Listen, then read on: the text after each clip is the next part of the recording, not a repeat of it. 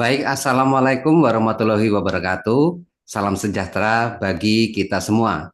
Selamat malam, salam lestari bagi teman-teman yang sudah bergabung dengan kami di ruang online. Kandah Kuna adalah program baru dari BHHC untuk kandahan atau ngobrol yang tujuannya sebagai ruang silaturahmi dengan pegiat sejarah, komunitas sejarah, atau dengan stakeholder yang berkaitan dengan sejarah, heritage, arsitektur, kearsipan, tradisi, budaya, dan lain sebagainya. Kandah berarti berbicara, dan kuna berarti kuno atau lawas. Jadi dalam ruang kita kali ini akan membahas segala sesuatu yang pernah terjadi sebelum kita ada, bagaimana keberlangsungannya, dan bagaimana masa depannya. Kandah adalah bahasa Banyumasan yang sudah lama tidak kita dengar dan sudah tergantikan oleh bahasa kini yang lebih populer. Atau mungkin kata yang tidak kita ucapkan lagi karena kita malu untuk mengucapkannya. Nah, melalui ruang ini kami mengingatkan bahwa bentuk pelestarian bahasa Banyumasan tidak hanya dengan terus menggunakan bahasa itu sendiri, namun juga dengan terus-menerus mempertahankan nama bahasa Banyumasan, bukan dengan sebutan lain ya, seperti bahasa Ngapak. Jadi saya mengingatkan bahwa dalam ruang ini dimohon menggunakan istilah bahasa Banyumasan, bukan yang lain. Nah, Kandah Kuna diselenggarakan oleh Banyumas History Heritage Community atau BHC dan juga Yayasan Lestari Banyumas Raya atau YLBR, serta didukung oleh Rumah Arsip Banyumasan dan Banyumas Souvenir. Mayuh Kandah. Kandah Kuna episode kedua malam hari ini kita akan kandahan bersama Mas Heni Purwono, yakni Ketua Tim Ahli Cagar Budaya Banjarnegara, dan akan dipandu oleh moderator yakni founder Banyumas History Heritage Community, Mas Jatmiko Wicaksono. Baik, monggo Mas Miko, dilabuhna kandahane. Siap, terima kasih Mas Giri. Wah, ceria banget nih malam ini. Oke, terima kasih. Assalamualaikum warahmatullahi wabarakatuh. Waalaikumsalam warahmatullahi wabarakatuh. Salam sejahtera bagi kita semua. Ya, malam ini kita diberi kesempatan untuk ketemu di ruang eh, maya, ya, Kandah Kuna. Ya, Kandah Kuna ini tadi sudah dijelaskan sama Mas Giri, ya, bahwa ini adalah ruang untuk mempertemukan kami, kita, ya, dengan eh, pelestarian, dengan eh, segala sesuatu yang berhubungan dengan budaya, dengan cagar budaya, bergerak maupun tidak bergerak, atau tangible, non tangible begitu ya, dan segala sesuatu yang menyertainya. Kita ngobrolin tentang arkeologi, kita ngomongin tentang arsitektur gitu ya, segala sesuatu yang sangat berhubungan dengan masa lalu gitu ya. Terima kasih teman-teman yang sudah hadir di sini, ya. Saya Jatmiko em, akan mengajak teman-teman berkenalan dengan seorang Heni Purwono, ya, yang kita kayaknya sudah sudah lama banget Mas, kita eh, pertama kali ketemu itu tahun berapa? 2015 ya Mas? Pak, lebih tua Sekitar lagi. itu. Kalau saya kenal 2010-an lah, 11 beda. Oh, Kayaknya 2011. dah. Ya, saya lupa. Eh, Waktu itu udah menyamar sebagai apa gitu Mas ini kok. Mas ini lahir di Banjarnegara, Mas, asli Banjarnegara. Ya, betul Mas Miko. Matur suwun sedulur-sedulur kabeh. Ya, saya asli Banjarnegara, 5 Oktober hari Tentari, hari ABRI dulu. 84. Oh, gitu. Mukanya Tahun kemarin katanya Mas Miko boros ini mukanya. enggak, Mas. Bercanda, Mas. Oke. Dan menikah, ya, Ya, dengan putri dari Banjarnegara juga, Mas? Ya betul, Kali Bening. Waduh, Kali Bening Wong Gunung, Anggun, iya, anak gunung. luar biasa banget ya. Selalu apa eh, dari kecil SMP, SMA, SD, SMP, SMA di Banjarnegara. Betul, Terus betul. kemudian eh nah ini kuliahnya baru di Semarang ya. Betul. Dari tahun 2023. 2003. Di mana Mas kuliahnya Mas dulu? Saya di UNES, jurusan Pendidikan Sejarah, Mas. Wah, ini keren banget nih UNES. Saya salut banget karena UNES itu salah satu perguruan tinggi yang banyak mahasiswanya ya, terutama untuk pendidikan sejarah itu yang kerjasama dengan maksudnya sering datang ke rumah arsip Banyumas untuk Hmm, penelitian gitu ya, betul. gitu. Ya, Dan konsisten jurusan pendidikan sejarah UNES itu mengkawinkan antara sejarah dengan pelestarian warisan itu. Nah, ini betul, betul, Mas Viko. mungkin dulu Mas Heni malah yang memprakarsa ini.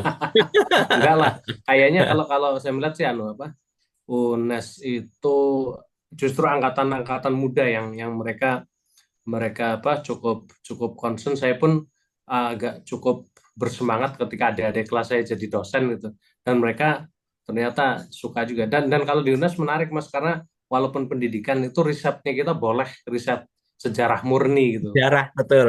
Nah, Betul, betul. betul. Nah, Makanya ini yang saya saya saya senang. pun walaupun guru gitu ya, tapi riset saya riset murni Nah, iya betul. waktu Iya. S1.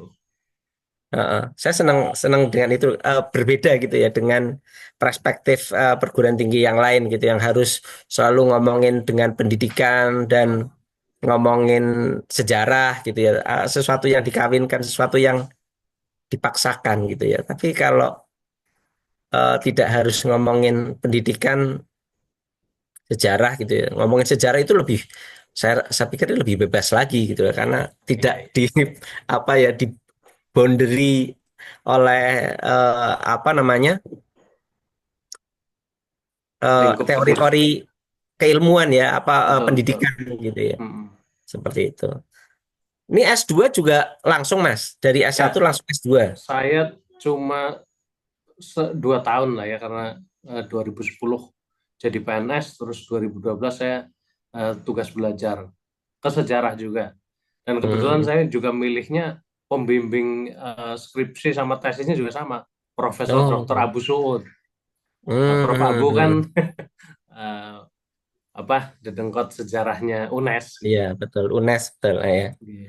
Heeh. Ini juga S2. Ini beberapa teman-teman yang sedang pendidikan S2 juga, eh, kalau yang Kandakuna kemarin ya itu banyak hadir. Nggak tahu Nah, malam betul. ini Karena di sana ya ada malam ini. kajian sejarah S2, Pak Mm-mm, Soheh tuh. betul. Nah, dia Itu juga saya backgroundnya kenal. pendidikan, tapi S2-nya di UGM terus ke University Malaya kalau nggak salah. Hmm, betul, betul. Udah banyak sekali profesornya di UNES sekarang.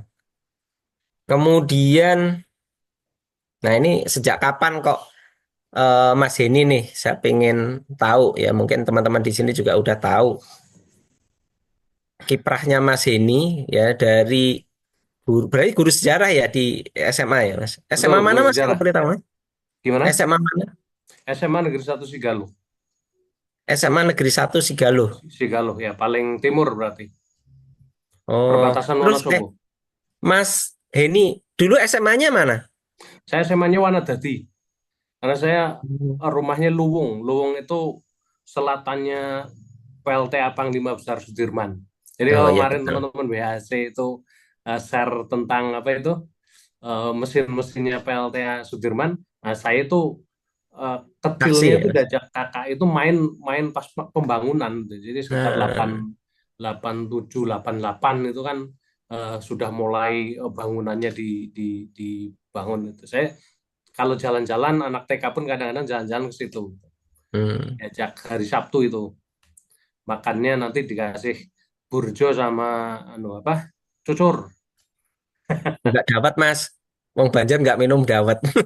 Wah, enggak. dawet kalau dawet itu musiman, jadi biasanya lebih ke musim musim panen padi itu dawet.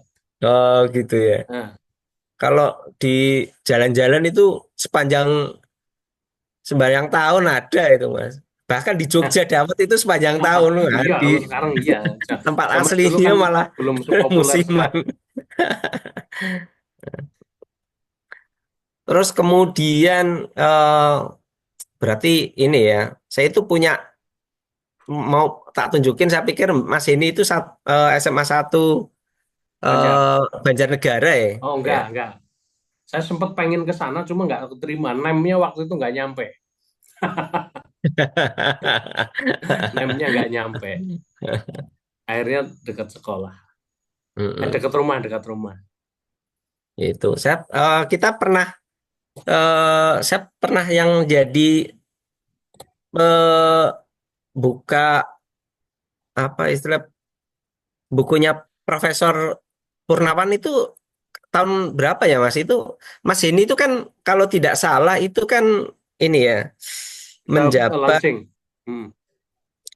Ketua MGMP Jawa Tengah Betul. gitu ya. Ya, aksi. Kalau di MGMP saya wakil. Kalau Oh Asosiasi gitu. Guru Sejarah saya ketua aksi Itu provinsi. saya pingin tahu dong Mas, kayak apa sih sebenarnya aksi atau MGMP itu sebenarnya kiprahnya seperti apa sih? Terusan kemudian ada nggak yang misalnya konsen terhadap bangunan sejarah atau pelestarian gitu ya, lebih lebih Oke, ke pelestarian seperti itu Mas. oke, baik, Mas Jatimul. Jadi saya jadi guru kan 2010 ya. Setelah itu Hmm. kuliah. Saya juga sempat S2 di Undip sebenarnya ilmu sejarah sama Prof. Singgih, Prof. Danang gitu ya. Tapi Hmm. karena keterima PNS di Banjar, saya akhirnya mundur. Jadi saya memang nggak lulus ilmu sejarah Undip, tapi S2 ilmu sejarahnya cuma dapat kuliahnya. Nah, pulang ke Banjar ya secara aktif memang 2015 ya waktu itu eh, saya diminta untuk menggantikan guru saya yang jadi ketua MGMP waktu itu namanya Pak Bowo Sulistiono itu waktu saya SMA dia guru saya. Nah, Hmm. 2015 saya akhirnya gantikan. Nah, setelah 2015 kemudian teman-teman Asosiasi Guru Sejarah Indonesia kan sebenarnya ada cuma memang tidak tidak begitu aktif dan 2017 kemudian diaktifkan sama Mas Sumardiansah ya. Mas Sumardiansah yang sekarang jadi Presiden Aksi dan juga Wakil Sekjennya PGRI. Nah, kalau guru-guru sejarah sebenarnya potensial sekali untuk kemudian memanfaatkan apa isu-isu sejarah-sejarah lokal untuk dijadikan kajian pembelajarannya begitu. Nah, bahkan saya waktu itu ya terutama setelah 2015 lah, setelah betul-betul pulang ke Banjar gitu ya. Kemudian ketemu Prof. Sugeng gitu, Prof. Sugeng Priadi dan beliau menurut saya sangat sangat inspiratif karena ternyata sejarah lokal jadi menarik gitu. Belum lagi ditambah apa aktivitas teman-teman BHHC di sosmed di web itu kan wah ini kalau cari sejarah ya pastinya ke banyumas.com gitu kan. Nah, dari situ saya kemudian tertarik dan 2015 saja saya sudah sebagai ketua MGMP Kabupaten waktu itu berkirim surat saya secara pribadi ke dinas dinas pariwisata dan kebudayaan Hmm. kemudian ke DPRD untuk meminta ada tim ahli cagar budaya. Kalau nggak salah kan waktu itu kan eh, Undang-Undang Cagar Budaya kan tahun 2010 apa ya? Apa 2011? Ya, ya. Nah kan salah satunya mensyaratkan ataupun mengamanahkan untuk dibentuk tim ahli cagar budaya. Tapi ya waktu itu nggak ada dibales ya enggak gitu ya. Nggak tahu. Tapi betul saya ngirim-ngirim surat itu terutama ke Dewan dan juga ke Dinas Pariwisata. Tapi setelah itu nggak ada balasan juga. Kita kita nggak tinggal diam sih menurut saya. Ini kalau sejarah Banjar itu di apa dianggurin aja nggak ada yang bergerak ya nggak selamanya sejarah nggak akan punya tempat gitu. Makanya kemudian saya sama murid saya 2015 itu saya sempat ngajar juga di SMA 1 Mas Mas Miko. Waktu itu Hmm. SMA 1 ya sudah seperti itu gitu ya. Padahal dulunya Hmm. kan bangunannya sebenarnya bangunan bagus Betul. kolonial juga itu. Tapi sekarang udah dibangun tingkat 2, walaupun bentuknya sih mencoba mirip-mirip, tapi tetap Mirip-mirip ya. ya. Sejak itu saya main komunitas memang Mas. Saya ajak murid-murid saya yang ada di SMA 1. Biasa kan kalau dulu anak SMA 1 secara apa kesadaran belajar itu lebih lebih bagus ya. Saya cuma kalau kalau guru sekarang bilang ya ngamen itu nambah jam. Karena saya kurang Hmm. jam di sekolah induk di SMA Sigalo. Nah, melihat anak-anak yang antusias banget ketika saya ajar tentang sejarah, apalagi saya kaitkan sejarah lokal, saya terus jadi apa? Jadi semangat tuh bikin komunitas waktu itu namanya komunitas eh, Cagar Budaya Banjarnegara. Memang spesifik kita ke Cagar Budaya. Ada waktu itu namanya Mas Dimas. Dimas itu sekarang guide tour guide-nya di Dieng. Dia di Hotel Tani Jiwo. Kalau ke Oh iya, Dieng, saya nah, ngikutin Mas ke Mas Mas Dimas Dimas ya. saja itu ya. Terus ada Mas Hafid Aditama itu dia sekarang jadi guru juga di Batang. Kemudian ada Mas siapa ya dulu ya Mas Mujib gitu ya. Nah, anak-anak itu saya ajak. Saya modal modal modal dengkul waktu itu. Belum beli snack di jajan seribuan itu, Hmm. beli jajan sekitar ya 20-an lah. Dan ada Hmm. sekitar 15 anak yang ikut. Kita pertama jalan-jalan ke apa itu waktu itu kalau nggak salah temanya melacak jejak roda besi. Nah ini betul ini Ini ya ini Mas saya ya. masih langsing ini kisaran 2015 lah ya. Jadi eh, karena memang realnya ada tapi anak-anak mereka sama sekali nggak tahu. Nah ketika saya pun awalnya juga nggak tahu ini kereta apa dulu ya, bayangan saya ya kereta ya PT KAI lah. Tapi setelah Hmm. kemudian buka-buka webnya BHHC misalnya banyumas.com itu, oh ternyata ada yang namanya kereta api SDS gitu. Belum lagi Hmm. kemudian saya kenal Prof Purnawan. Prof Purnawan tesisnya juga seputar Transportasi transportasi. ya. Sehingga, oh ternyata Banyumas Banjarnegara keren juga nih. Akhirnya saya ajak anak-anak menyusuri rel. Setelah itu juga eh, saya punya teman adik kelas namanya Sabit Azina Rahmat, dosennya UNES, itu juga dia concern sekali.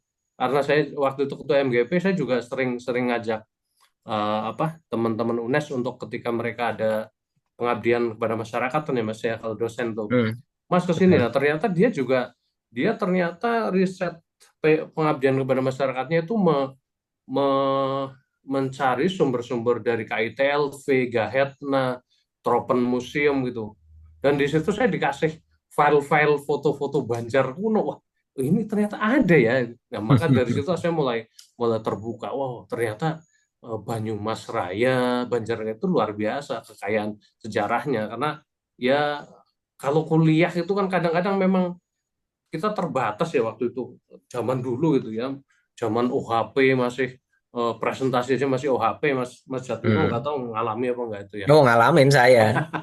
Ya pakai Mika itu ya digambar kalau nggak difotokopi. Nah ini Betul. ternyata adik-adik kelas. Nah itu makanya tadi saya bilang memang betul UNES itu progresnya itu bagus banget, terutama saya lihat sejak apa setelah saya keluar gitu. Kalau zaman zaman saya masuk ya Berkat kayak SPP-nya Mas gitulah ini. ya. Tapi setelah adik-adik kelas saya jadi dosen, ternyata progresnya luar biasa. Nah, waktu itulah saya punya, kemudian ingin agar apa ya, anak-anak coba saya dekatkan apa yang ada di sekitar untuk menjadi dikaitkan dengan sejarah. Sehingga ketika belajar kolonialisme ya mereka akan saya kasih tahu bahwa jalan rel kereta api ini ada kaitannya dengan kolonialisme gitu ya. Kemudian Hmm. ada pabrik gula di Kelampok dan Oke. seterusnya itu. Dan mereka rata-rata ya baru oh ternyata gitu toh gitu. Hmm. Terus Jadi juga peninggalan sejarah ternyata nah, tidak jauh dari kita begitu ya Mas ya. nah betul, dan lebih menariknya lagi syarikat Islam juga. Tadi saya dikasih tahu Sabit tuh ternyata syarikat Islam luar biasa. Kalau Mas Miko di Purwokerto mungkin Kemana-mana taunya gitu ya NU Mas. gitu ya, NU Muhammadiyah udah. Tapi di Banjarnegara unik, ada syarikat Islam juga dan bapak saya juga syarikat Islam, makanya ini eh,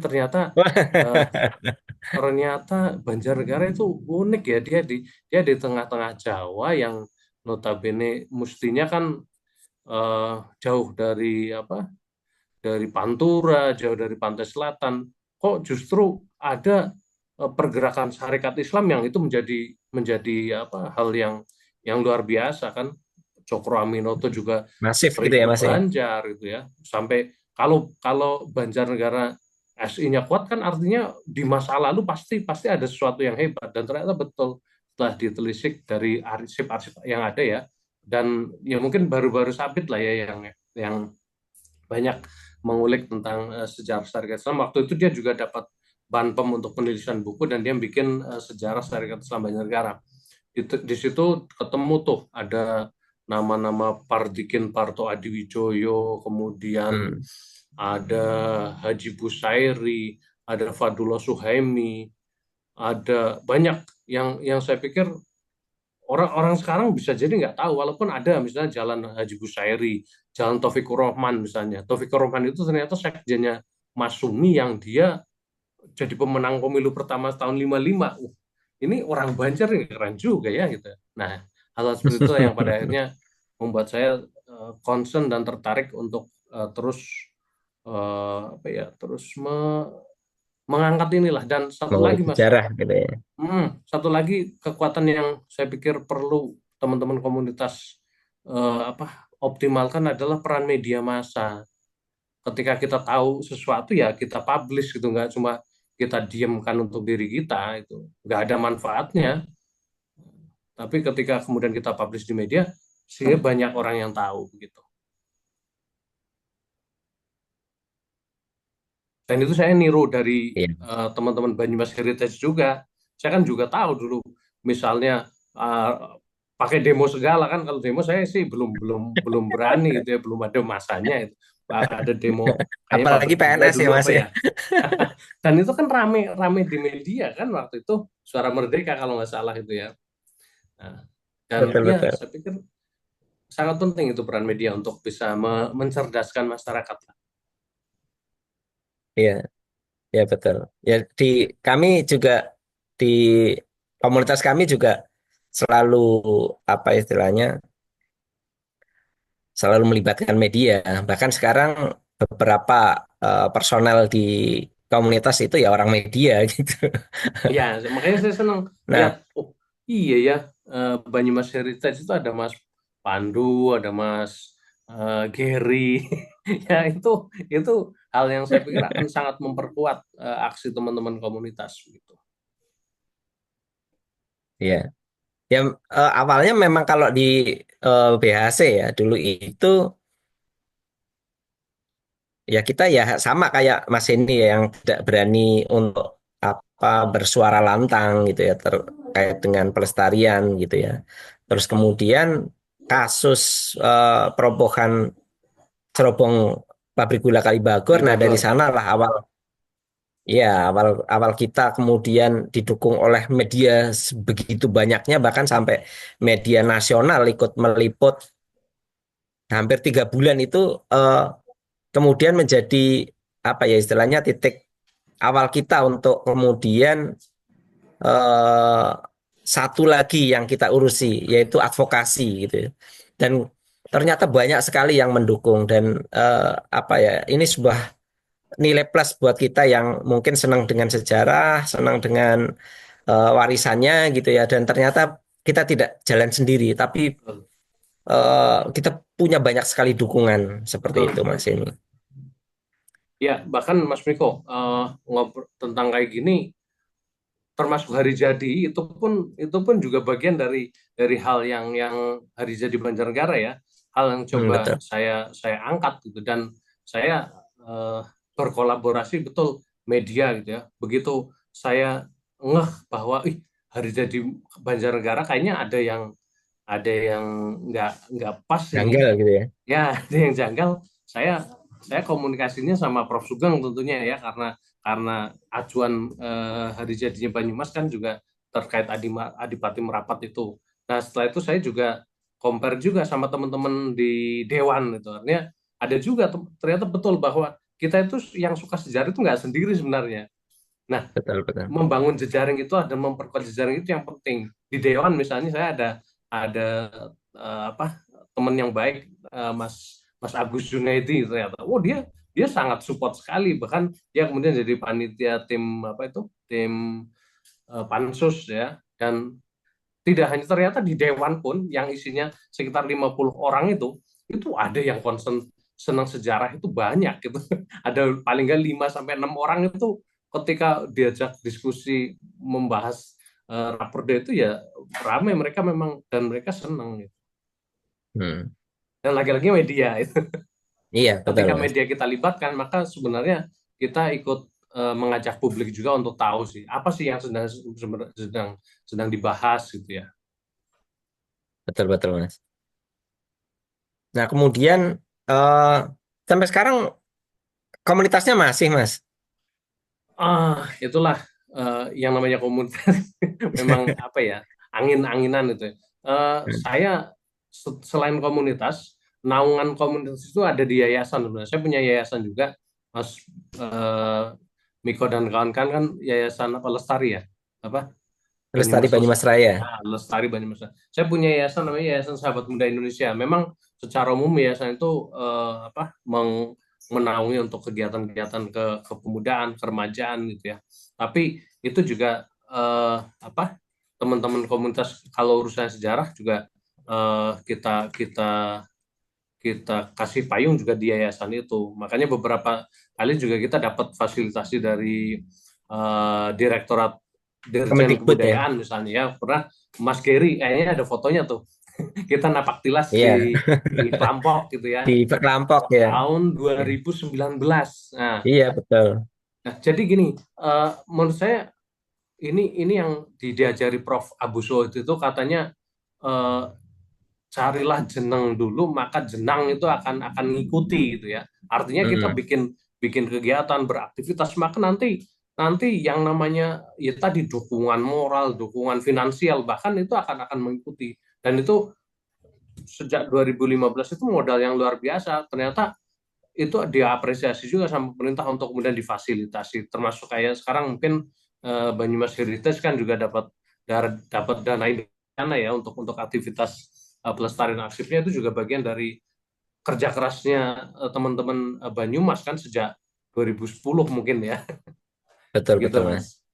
Iya.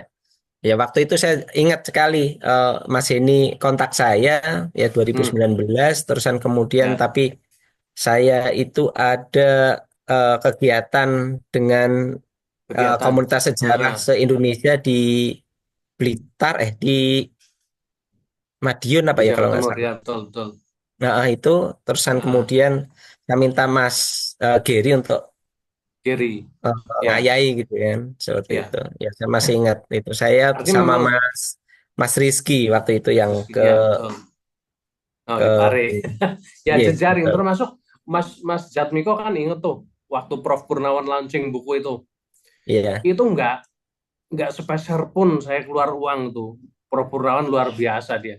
Dia waktu itu cuma minta doa, Mas, aku lagi proses jadi dokter nih. Jadi hmm. udah dokter, Mas, Mau proses profesor. untuk ke profesor guru besar. Hmm. Jadi aku ditolak kenapa ya? Buku dikirim dari beliau, kita launching, gak tak kasih transport ataupun karena memang nggak punya gitu ya. Terus fasilitas itu saya minta Pak Samsudin itu ya, waktu itu beliau udah jadi wakil bupati ya. Pak Sam minta tolong, pokoknya saya mau bikin acara, saya pokoknya minta minta anu deh konsumsinya itu. Wah, ternyata ternyata disupport itu. Wah, luar biasa. Mas Mas Miko kan datang juga waktu itu. Betul, Dan ya betul. itu yang datang anak-anak muda ya teman-teman komunitas, selain teman-teman guru sejarah yang saya ajak. Jadi kalau kita kuncinya sih memang jejaring gitu ya, silaturahim itulah. Jalan-jalan, ngobrol sama orang tua. Orang tua ternyata mereka suka. Sampai sekarang Pak Samsudin itu masih masih selalu kontak, Oh, ngobrol gitu ya. gitu ya, untuk Saya bisa. pengen ke Banjar, pengen sowan ya sama Pak Oh, Samsudin. ya ya ya. Pengen ke perpustakaannya. Ya karena menarik Mas Miko, tapi ini jangan jangan dibajak duluan ya. Karena Pak Sam itu mewarisi arsip-arsipnya dari Pak Adi Sarwono. Pak Adi Sarwono itu guru guru apa? Guru bahasa Indonesia dia di SPG kalau nggak salah ya, Hmm. SMA yang sekarang jadi SMK Bawang itu. Itu Hmm. dia guru bahasa Indonesia tapi concern sekali terhadap sejarah dan dia Hmm. mungkin satu-satunya orang yang membuat buku Banjarnegara Babat dan Budayanya itu yang saya pikir itu sampai sekarang yang masterpiece eh, buku sejarah Banjar yaitu Adi Sarwono Betul, Edi dari Sarwono, seorang betul. guru. Makanya saya Saya, juga saya, saya terinspirasi. punya beberapa karangannya, eh, Adi Pak. Sarwono. Iya, betul. Ya betul. Wah, nih betul turunannya Yuda Negara katanya. Dan ini diperkuat juga sama statementnya Prof. Sugeng ya, katanya memang Banjarnegara itu luar biasa, punya punya tradisi literasi yang luar biasa, gitu ya. Ada naskah di Payudan dan terbanyak dari penulis-penulis naskah Babat ya ya di Banjarnegara gitu. Nah inilah yang kemudian semakin memicu saya untuk wah saya punya leluhur yang hebat-hebat ini harus harus harus saya kembangkan itu ya. Iya, betul. Saya melihat Banjarnegara itu ya mungkin ada sisi yang kurang ini ya di Banjarnegara. Tapi saya pikir itu sebuah pembelajaran, seperti eh, apa petinggi Freemason Nah, betul. di Hindia Sumitro Belanda Kolopaking itu gitu ya. ya ditunjuk ini ya apa Bupati Banjarnegara gitu yang kemudian Betul. juga banyak bergerak di Loji Serayudal ya di Prokerto Hmm, itu betul. menjadi fenomena yang eh, saya pikir hanya orang yang terpelajar, hanya orang yang berpikiran maju sampai kemudian ya mungkin kalau kita melihat dari sudut pandang lain mungkin itu salah ya, tapi ada sudut pandang lain lagi yang menyatakan bahwa ya sah-sah aja ketika orang bisa dan mau belajar dan mau membuka dirinya ya mungkin sampai selevel itu gitu ya. Ini Betul. ini tidak harus dicontoh seperti itu gitu. Iya, Tapi saya pikir ini contoh yang baik untuk bagaimana kita membuka diri gitu Mas ini. betul. Dan ini Mas, saya kesadaran tentang bahwa Banjar itu orangnya hebat itu ya muncul kurang lebih 2015-an itu dari SD, SMP, SMA sampai kuliah pun saya tidak tahu siapa Sumitro Kolopaking gitu ya. Saya Hmm. mikir bodoh sekali gitu ya. Seandainya saya tahu lebih awal gitu ya, saya pasti mungkin di kuliah di kampus akan yang dekat buku kan tahu sendiri Banjar mana ada sih toko buku. Kita kalau mau nyari buku ya ke Gramedia ya Purwokerto kan paling dekat. Saya bayangkan seandainya saya dari awal itu tahu sejarah Banjar itu ya pasti akan nyoba nyoba nyari tentang itu, Hmm. tentang bagaimana Sumitro Kolopaking Purwonegoro yang ternyata itu seniornya Muhammad Hatta gitu ya. Itu Ya nggak betul. kaleng-kaleng itu orang-orang hebat itu. Bagaimana ada seorang anggota BPUPKI kok dari Banjarnegara. Kabupaten Banjarnegara itu kan menarik. Ya, nah, makanya sekarang saya mencoba akan merangkai itu semua dan ini juga banyak pihak termasuk tadi Pak Sam, kemarin juga Kesbang Pol Banjar juga sedang berusaha untuk ke depan bagaimana menyusun sebuah kerangka buku sejarah yang menyusun narasi yang lebih utuh gitu ya karena eh, ya karya buku Banjar itu memang memang sedikit gitu ya. Misalnya Banjarnegara Berjuang itu ya sejak tahun 70-an itu sampai sekarang nggak ada lagi Ya itu. itu Makanya aja bukunya ya. ya betul. Makanya saya coba coba sedang membangun narasi yang utuh dan termasuk Prof. Purnawan Basundoro itu pun sangat mendukung dan menyampaikan Mas Banjar itu belum punya sejauh ini kan baru baru ada apa narasi tentang hari jadi itu kemudian ada narasi tentang tadi Banjarnegara berjuang karyanya Mahlani itu kemudian ada babat dan sejarahnya karya Adi Sarono. Nah itu perlu dirangkai menjadi sebuah sebuah apa gambaran Cerita yang utuh gitu utuh ya. tentang bagaimana Banjar dari tahun ke tahun. Dan Hmm, itu saya pikir butuh kerja kerja keras dan mungkin bisa bisa tidak bisa selesai 1-2 tahun aja gitu.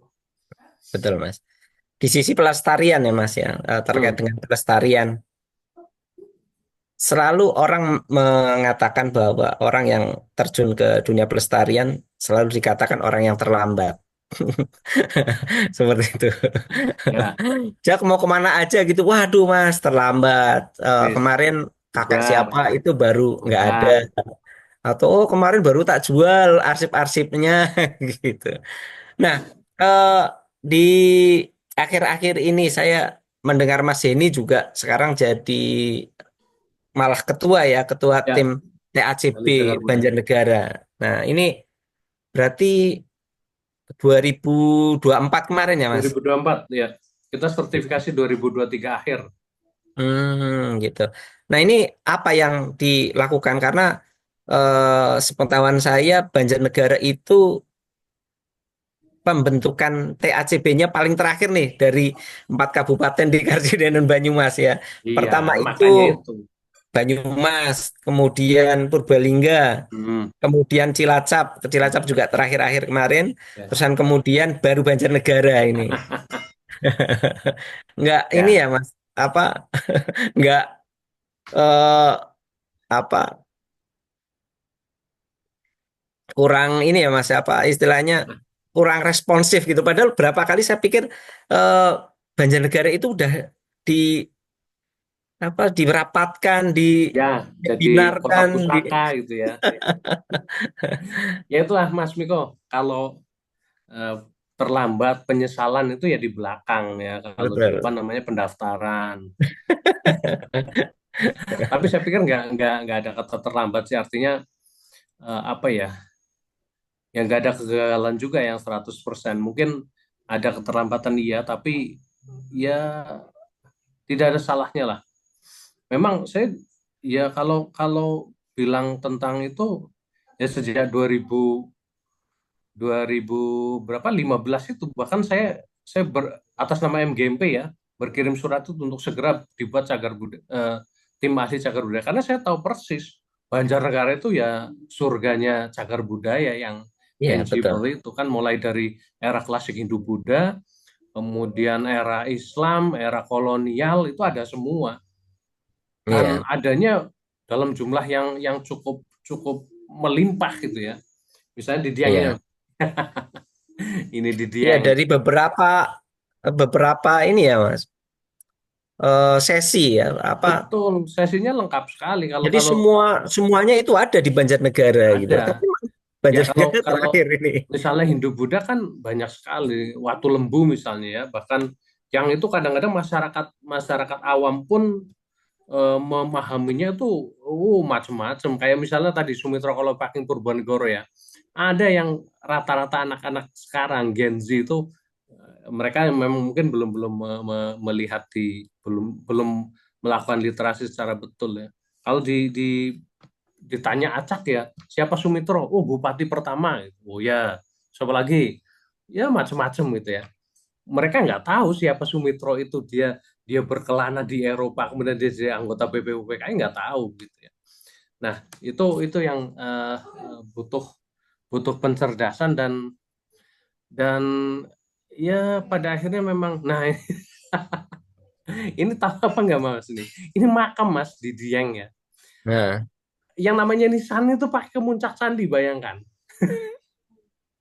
betul-betul luar ini. biasa kan dan ini bisa kita runut kan dari apa naskah buku History of Java-nya Raffles gitu ya Raffles. makanya saya ketika ada temuan itu tadi ya temuan batu-batu candi di mana di rest area eh, Dieng itu masuknya Wonosobo ya saya walaupun bukan apa-apa gitu ya cuma komunitas saya suarakan gitu ya dan masyarakat Dieng sendiri ya kadang ya memang kayak gitu ya belum belum punya kesadaran yang tinggi dan mungkin karena memang ada benturan kepentingan individual kepentingan ekonomi juga begitu ya sehingga ya memang agak susah pada akhirnya ketika kita bersuara gitu ya Dan apalagi kita belum belum belum jadi apa-apa.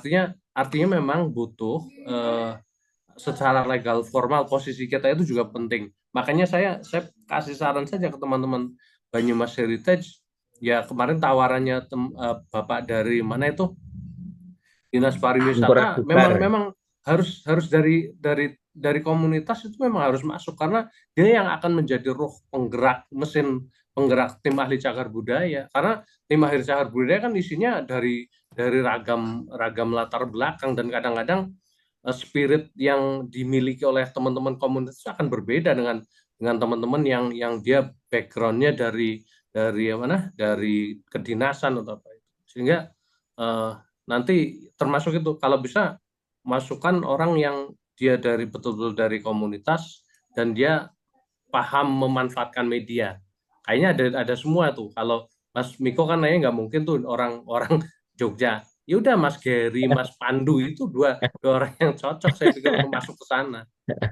Dan ketika masuk ya gunakan kekuasaan. Memang karena memang butuh Iya, kekuasaan sih ya untuk iya betul menimbun yang Mas. hal kayak gini. Nah. Kalau perlu Mas Gary ke depan jago bupati lah. Saya itu KTP masih Purbalingga, Mas. Oh kayak gitu. Hanya Tapi ini tinggalnya kan saja di Jogja. Timali Cagar Ya. Budaya Banyumas. Jadi kemarin itu periode yang kemarin itu saya ditawarin oleh Pak Jatmiko Dimpora Butpar gitu. Hmm. Mas jadi TACP. Loh, saya KTP Purbalingga loh, apa nggak masalah? Ternyata masalah. Hmm. Apa Sedangkan di masalah ya? Purbalingga saya nggak ditawarin. Oh kayak gitu. Iya. Tapi Iya iya. biarlah teman-teman yang berkiprah di sana Nah sama betul aja. betul betul.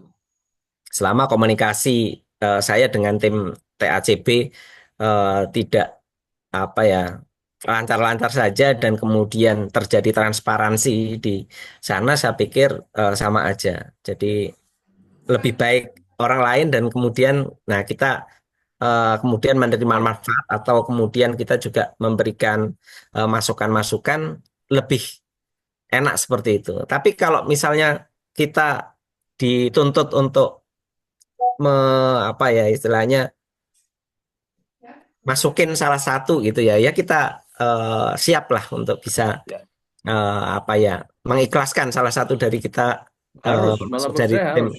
harus. Saya nggak begitu apa nggak begitu yakin ketika tidak ada teman-teman aktivis itu yang masuk di sana gitu karena ya ini kan kayak kayak memang kerja kerja sambilan gitu sembari aktivitas kita utama kita apa gitu kan karena rata-rata kan kalau kayak misalnya THCB-nya Banjarnegara itu ada saya guru sejarah dan ada yang di arkeolog Mas Aryadi gitu ya walaupun arkeolog Mhm. dia di dinasnya kan jadi PEP PEP kan orang yang kadang paling sibuk di dinas sehingga Hmm. hal-hal yang menyangkut apa secara teknis itu kadang kadang ya agak susah Bu Lela misalnya Nur Lela itu di DPU Bu Widi Hidayati guru sejarah guru sosiologi Pak Sugeng di bagian hukum nah ini kalau kalau nggak kita kita dorong dari dan sisi sejarahnya sisi sisi yang kita harus belusukan untuk bisa mengkaji itu ya kalau nggak teman aktivis kayaknya alah males banget itu kayaknya sih ya. Wong saya aja yang dulu bukan apa-apa itu kadang-kadang ya terbentur sama kedinasan kan agak-agak susah juga itu. Kita Iya betul. di sertifikasi dan anu gampang banget lah sertifikasi.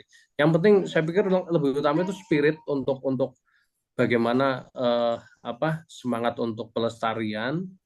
Yang kedua bagaimana kekuatan referensi kita. Karena itu yang menurut saya nanti akan sangat dibutuhkan oleh tim ahli cagar budaya untuk bisa memberikan sumbangan narasi dari kajian yang ada sehingga tidak tidak dangkal kajiannya misalnya dan di tim saya alhamdulillah saya dapat tim yang solid mereka komitmen bagus mereka apa punya punya keinginan untuk membuat produk kajian ya yang nggak kaleng-kaleng makanya kadang-kadang kayak kemarin misalnya kita kaji aula SD-nya Kelampok gitu ya SD 1 Kelampok yang buat anu Mas yang buat Mas Miko buat launching bukunya Prof Buka Gunawan ini ya. itu sampai kita naik apa sampai kita minta tolong orang penjaganya itu naik-naik Ini ke ya. atap gitu ya, karena memang susah gitu ya.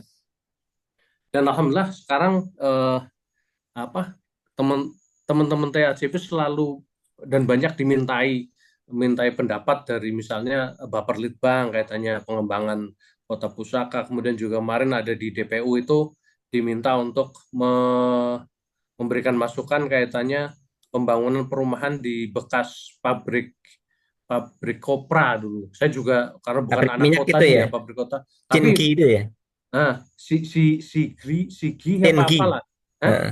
Shinki. Sigi, Heeh. Singgi. Ya. Itu kan kita lihat, ya saya bukan, maksudnya bukan anak kota sih, nggak tahu dulunya kayak apa. Walaupun kecil saya, bapak saya itu jualan kopra, tapi kan saya nggak tahu kopra itu dijual kemana gitu ya. Oh, Mm-mm. ternyata mungkin salah satunya di pabrik Muaranya Sigi di situ ya. dan di sana sisanya ya tinggal ada semacam kayak kayak terminal lori Emplasemen begitu ya. mungkin untuk bongkar muat kopra, sama sama ada apa itu yang bulatan yang mungkin buat muter lokonya itu mungkin Hmm. di situ ada. Nah, itu juga apa, teman-teman DPU sama sama pengembang juga minta artinya eh, kesadaran untuk itu sudah mulai ada lah, kesadaran untuk Hmm. paham bahwa ini mungkin apa, situs cagar budaya begitu. Saya ketika dulu mau membangun komunitas nih Mas, saya kan Hmm. komunikasi gitu ya dengan beberapa akademisi gitu ya. Terus kemudian juga dengan aktivis, salah satunya itu dengan Kang Asep Hambali, terusan kemudian ada, Historia ya. ya betul, terus kemudian ada Bang Marbun, Joy Marbun gitu, terus kemudian kita juga ke UGM gitu ya. Dan Hmm. kemudian eh saya akan membenturkan antara sejarah dan warisan gitu ya, Eh, history heritage gitu ya. Menurut akademisi itu sesuatu hal yang berbeda gitu, dan mereka menyarankan untuk kalau bikin komunitas ya sudah satu aja, kalau mau sejarah aja, kalau mau Hmm. ke warisan ya warisan Heritage aja ya, gitu heritage ya, aja. begitu. Dan termasuk kemarin kita sempat belajar dengan vokasi eh, pengelolaan arsip gitu ya. UGM ya. Iya betul di UGM, dan mereka juga menyatakan bahwa arsip adalah yang mendukung eh, terkait dengan sejarah gitu ya. Kalau dengan arkeologi mungkin agak nggak nggak sinkron gitu ya. Dan Hmm. kemudian satu lagi, ternyata di vokasi itu ada yang kebetulan waktu itu kajurnya ya, kepala jurusannya itu berasal dari prodi eh, ini Pak Kepariwisataan, ya pengelolaan kepariwisataan seperti itu. Nah kemudian ada hal yang aneh gitu ya, bahwa antara arsip yang mendukung sejarah ya, sejarah itu berarti kalau misalnya kita membangun sebuah tempat wisata itu berarti wisatanya minat khusus sejarah seperti itu ya. Hmm. Dan kemudian di sisi lain di situ ada jurusan pariwisata gitu ya. Nah, pariwisata ini kan menurut mereka banyak malah istilahnya melanggar tentang kecagar budayaan, kayak misalnya Naik candi. Borobudur gitu ya, jadi Nah, jadi tempat wisata, terusan ya, kemudian apa ya, mereka mendongkrak wisatawan, kemudian di sisi lain ada merusak. cagar budaya yang terancam seperti itu. Hmm. Nah, ini semua sebenarnya kan saling bergesekan ya kalau Betul. digabungkan gitu ya. Nah, kebetulan di BHC itu kita melakukan penggalian sejarah, terusan kemudian kita juga melakukan advokasi cagar budaya gitu ya. Dan kemudian yang paling baru ini adalah eh, pengarsipan gitu ya. Dan kemudian selain itu kita sudah sejak lama melakukan jelajah. Jelajah kan sebenarnya wisata juga, Mas. Jadi apa yang Ya, mereka betul, betul. perkatakan ya di dunia akademis itu Ya, ternyata baik-baik saja gitu yang dilakukan di lapangan. di lapangan gitu loh. Iya, Nah, ini iya apa betul. yang terjadi di Banjarnegara nih menurut Mas ini kaitannya dengan tadi arsip-arsip ya, arsip-arsip apakah penggalian sejarah atau tadi ya kajian terhadap objek diduga cagar budaya itu juga menggunakan arsip-arsip yang keluar dari keluarga-keluarga di Banjarnegara gitu, Mas. Ya, pertama betul bahwa kadang-kadang memang eh, antar sektor itu nggak saling klop gitu. Padahal padahal ya kalau menurut saya orang guru sejarah yang kemudian ngurusi apa cagar budaya, suka sejarah, ya itu akan jadi klop-klop saja gitu. Bahkan akan banyak orang yang tercerahkan. Dan kemudian memang justru saya pikir akan saling mendukung. Misalnya gini, ketika kita bicara pariwisata Dieng, Dieng ketika tidak ada narasi yang dibicarakan, tidak ada apa cerita yang disampaikan, itu akan menjadi tempat tempat wisata yang paling sekali, oh ya Dieng udah pernah, oh ya udah pernah gitu. Nggak akan menjadi hal yang menarik lagi. Tapi di tangannya Dimas, apa yang teman komunitas cagar budaya itu, dia yang menjadi narasi yang sangat hebat. Bahkan kemarin saya pun sekarang selain ada narasi dari bukunya Raffles, kemudian terakhir ada Jung Hoon misalnya ya, itu kemarin si Hmm. Dimas, Mas ternyata ada kisah bagus nih si Jung Hoon itu, dia ternyata juga juga Menggambar-gambar di apa sana ya. di Dieng juga.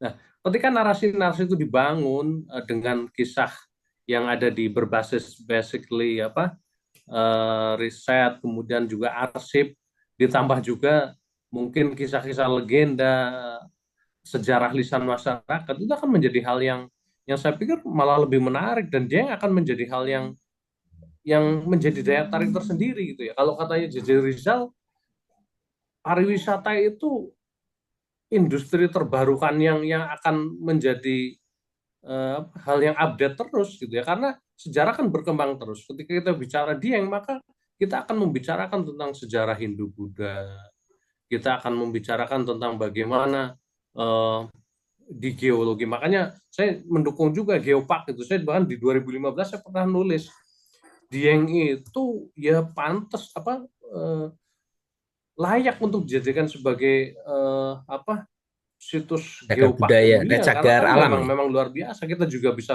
belajar tentang vulkanologi, bisa belajar tentang bagaimana bencana yang ada di sana gitu. Dan itu sangat sangat menarik gitu. Dan tanpa tanpa dijelaskan oleh narasi sejarah, ya itu tadi dia hanya akan jadi tontonan apa tontonan eh, landscape yang tidak, yang paling ya satu satu dua kali datang udah Hmm. nggak nggak pengen ke situ lagi begitu.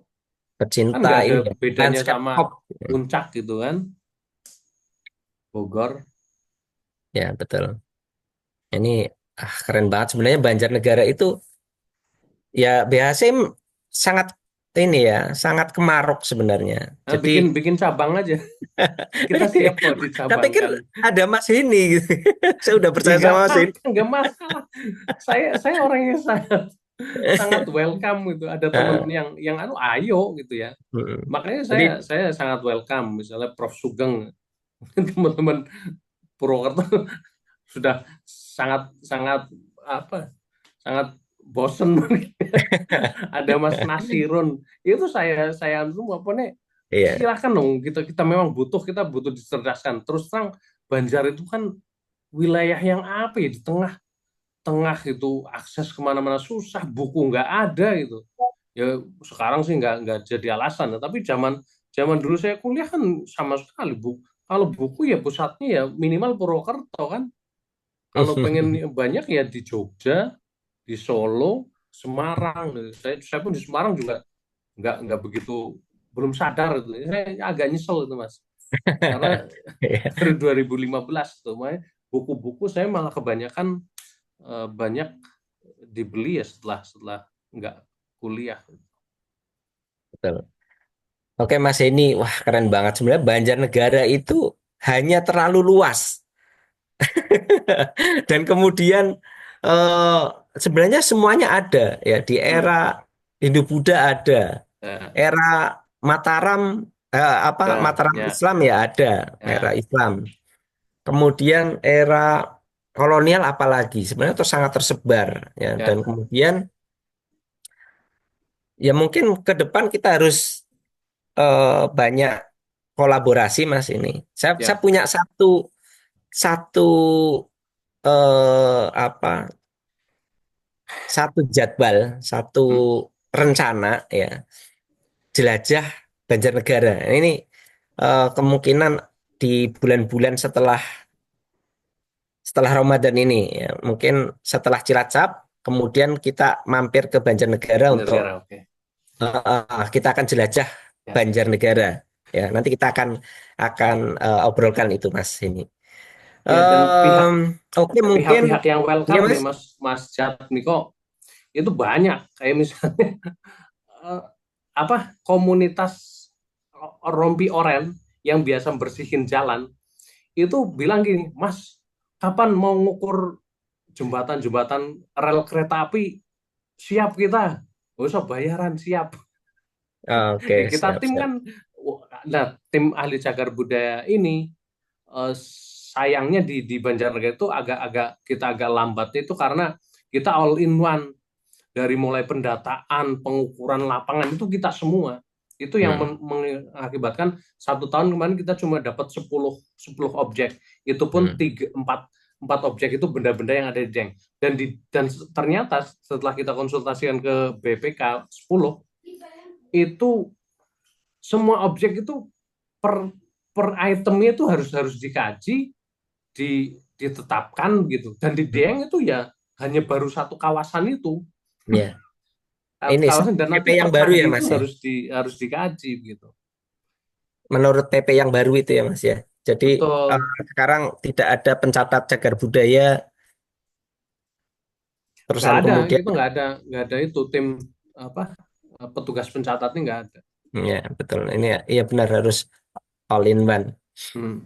Tuh. Baik Mas ini kita sudah waktunya untuk melibatkan teman-teman di uh, Ruang Maya, kasihan yang mereka sudah hadir kita ya, jadiin hari ini. obat nyamuk. Oke, baik teman-teman. Mas ini keren banget. Ya, pokoknya kita harus sambung lagi nanti ya. Dan eh, sekarang waktunya untuk teman-teman bisa ya ngajak kandahan. Ayo, ngajak ngobrol.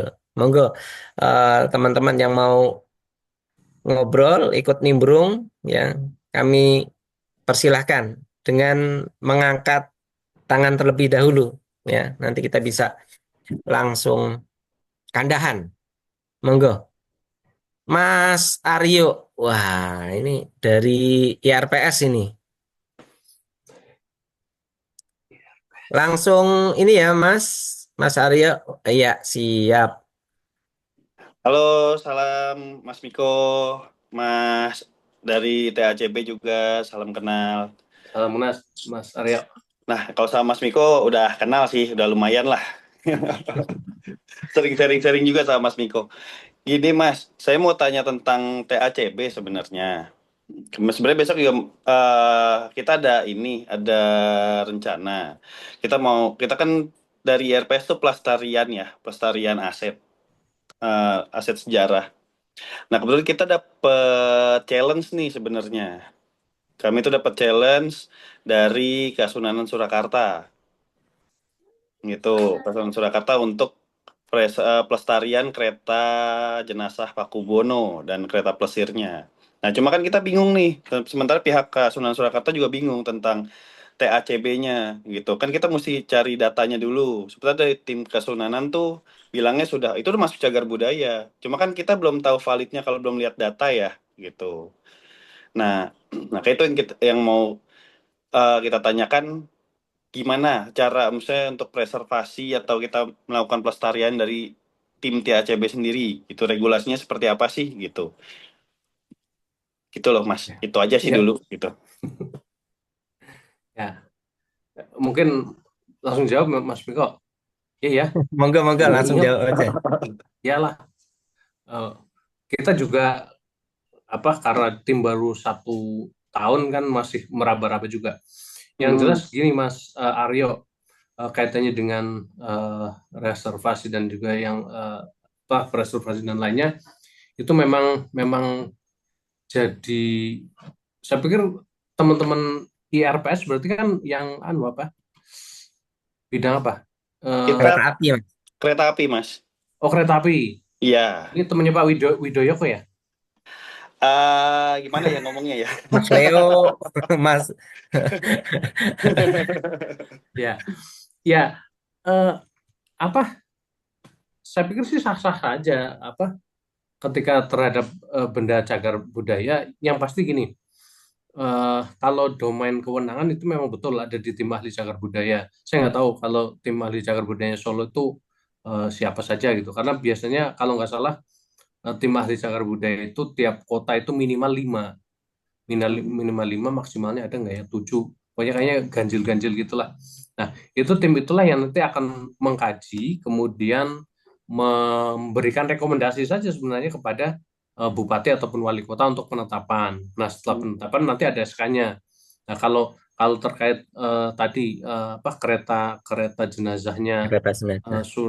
suhunan atau kereta plesirnya, ya berarti kalau memang itu sudah menjadi benda cagar budaya, pasti harusnya ada SK-nya gitu. Nah, Betul. ketika ada SK-nya itu, kemudian ya tinggal ketika teman-teman dari IRPS mau misalnya merenovasi atau apa, ya tinggal konsultasikan kepada tim ahli cagar budayanya itu. Makanya itu inilah pentingnya ketika jadi tim ahli cagar budaya itu kemudian mengkaji dengan sedetail-detailnya. Makanya ketika teman saya yang dari DPUPR dan arsitek itu dia begitu rewel, harus ukurannya dilihat bentuknya, oh ternyata inilah yang akan dibutuhkan nanti ketika akan direnovasi, akan diperbaiki ataupun itu harus mengacu pada itu sehingga tidak kemudian merubah bentuk, merubah yang kemudian menjadikan nilai dari benda itu menjadi berubah begitu.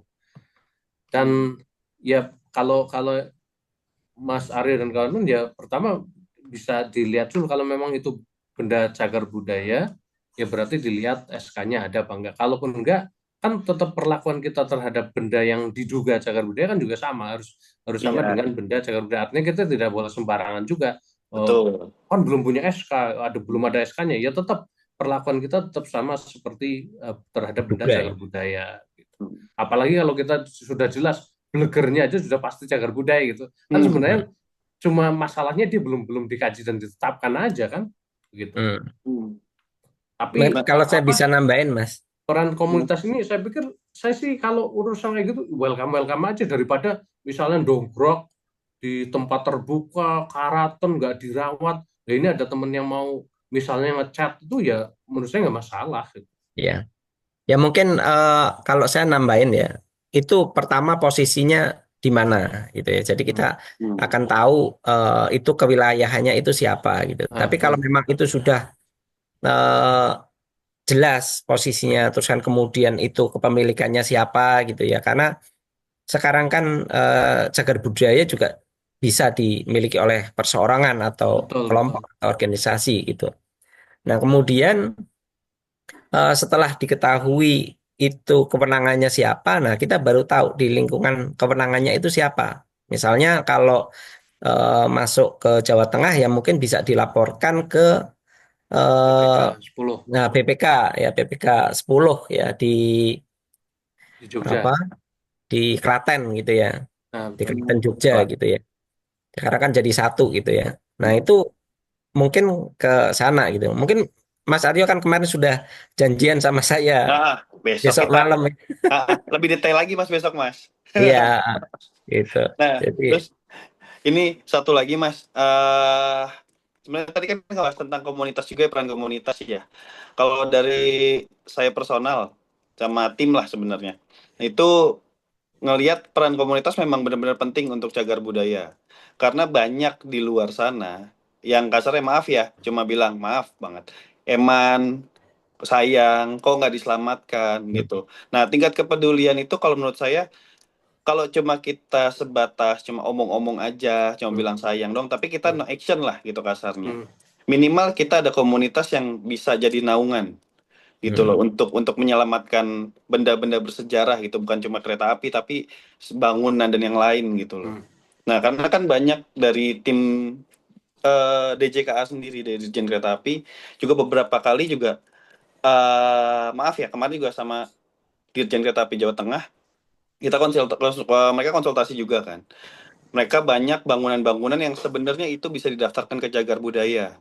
Karena kan kita ngelihat contoh lah kalau di Jogja sendiri ada dari stasiun Maguwo lama. Itu dari sisi bangunan, dari sisi historisnya kan juga tinggi kalau kita lihat gitu. Tadi untuk penting kemerdekaan, terus dari sisi bangunannya juga itu bangunan original kayu dari zaman Belanda gitu kan.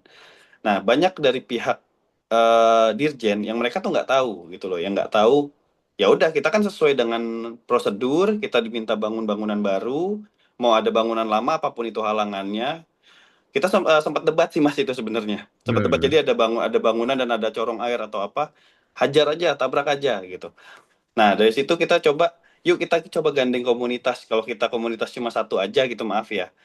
Kayaknya suaranya kurang kuat. Mungkin kalau misalkan ada beberapa komunitas, kalau kita menyuarakan, yuk kita selamatin ini gitu. Kita bisa bantu apa? Kita bisa bantu apa? Mungkin ya itu bisa. Makanya saya setuju banget kalau peran komunitas itu penting gitu. Iya, saya setuju sih Mas. Yaitu kalau udah sayang ditembung Mas ke orang tuanya. Betul, setuju Mas Sama itu. eh, ke Cakep. wilayahnya kemana gitu. Nah ini Mm-mm. mungkin besok lebih detailnya gitu ya. Iya, Dan betul. kemudian satu lagi yang terkait dengan dukungan terkait dengan apa ya, tidak hanya satu komunitas yang cukup untuk bisa me- apa istilahnya, kalau ada masalah gitu ya, kemudian kita Mm-mm. butuh dukungan gitu ya. Kayaknya di Komunitas Sejarah Nasional itu belum ada IRPS. Nah, ini perlu juga nih IRPS untuk bisa gabung bersama kami di Komunitas Sejarah Nasional. Ini saya perlu, eh, saya pikir perlu untuk kolaborasi. Jadi kalau misalnya ada masalah di satu tempat, nanti kita geruduk bareng-bareng gitu Nah, ya. betul. Boleh Mas, boleh banget itu, boleh banget. Dan Nah, peran media, Mas, jangan lupa, Mas. nah, itu Jenengan juga betul. sehebat apapun Nah, kalau nggak ada orang yang tahu, ya ya cuma jenengan yang tahu. Nah, Tapi kalau udah media, lah, media dan sosmed tentunya ya, karena sekarang kan betul. media mainstream nggak main, ya kita main sosmed juga bisa. Itu Nah, akan sangat mendorong, Mas. Bahkan gini loh. sendirian pun nggak masalah Hmm. itu, Nah, gini Mas. asal ada Jadi media. kalau untuk media, terutama untuk media massa ya, untuk Hmm. kita sendiri dari IRPS, sebenarnya kita akan share semua arsip kita gitu loh, apa yang kita Hmm. milikin kalau mereka butuhkan. Nah, contoh Hmm. salah satunya nih saya dapat ini dari Museum Berlin. Wih, pakai celana, Mas. Oh iya, maaf. Pakai ini. Nah, kebetulan saya dapat dari Museum Berlin itu foto lokomotif pertama di Indonesia. Karena kan Hmm. banyak cuma foto-foto agak siluet aja. Nah, ini saya dapat foto yang bisa dibilang lebih detailnya. Hmm. Nah, ini kemarin juga saya sempat share ini ke media, ke salah satu media di Yogyakarta sih, cuma belum ke media massa aja gitu. Karena kan bisa dibilang itu nih salah satu lokomotif yang penting gitu loh. Karena lokomotif pertama bisa dibilang yang masuk ke era Hindia Belanda ya ini lokomotif untuk Hmm. pembangunan jalur Hmm. gitu. Yang akan berperan penting jadi menyebar ke seluruh Pulau Jawa termasuk Banyumas sendiri Oke. gitu. Nah, kalau yang kayak gitu, Mas, saran saya nih, Mm-mm. mainnya memang mungkin Mas Miko ke depan perlu perlu tuh kan ada Mas Gary, ada Mas Pandu. Kita juga bikin bagaimana ketika bikin cara membuat artikel yang kalaupun nggak dimakan sama media mainstream, paling nggak di media internal kita, di sosmed kita itu juga Mm-mm. bisa dipublish secara bagus itu. Itu yang dilakukan oleh teman-teman banyumas.com gitu kan, sehingga orang ketika mau nyari sejarah Banyumas ya mau nggak mau ke banyumas.com Banyumas gitu. betul. Ya, dan juga dan nanti kalau kalau itu sudah berjalan, nanti teman-teman media, apalagi kalau udah siap saji gitu ya, apa Mm-mm. tulisannya siap saji, itu teman-teman media itu Mas Gary itu senang banget tuh dapat Iya. dapat rezeki nomplok tuh. Heeh. Jadi Ya mungkin kemampuan perlu kita perlu sendiri dalam mempublish temuan kita juga juga penting tuh Mas. Iya. perlu ditata Mas, ditata terus kan kemudian didigitalkan dan kemudian eh, tapi jangan lupa bahwa kita juga siapa yang berperan dalam penyelamatan arsip itu juga mesti juga dicatat di sana gitu Mas. Jadi jangan Mm-mm. sampai Betul, betul. banyak sekali kasus ya, kita Mm-mm. punya arsip dan kemudian digunakan oleh orang lain tanpa sepengetahuan kita gitu ya. Mm-mm. Ya ada nilai yang mungkin tidak bisa dijelaskan dengan kata-kata gitu Mas. Betul, Ini betul. penting sekali gitu. Begitu Mas Aryo, terjawab Oke, atau oke. besok kita Besok akan kita ngopi-ngopi besok deh. kita sambil ngopi-ngopi lah, Mas. Ya. Oke, Oke, nuhun, terima nuhun, nuhun, kasih. Mas Miko. Ya, terima kasih Mas Aryo. Mm-mm. Oke, selanjutnya ada Mas Rozak, Fajrian Syah Rozak. Wah, ini Halo Pak Miko, selamat malam Pak halo. Miko sama Pak Heni. Apa kabar, Mas? Nggak main Baik lagi Mas. ke rumah nih. Ya Mas, bukunya belum selesai soalnya belum ditulis lagi. Moga, Eh, Mas.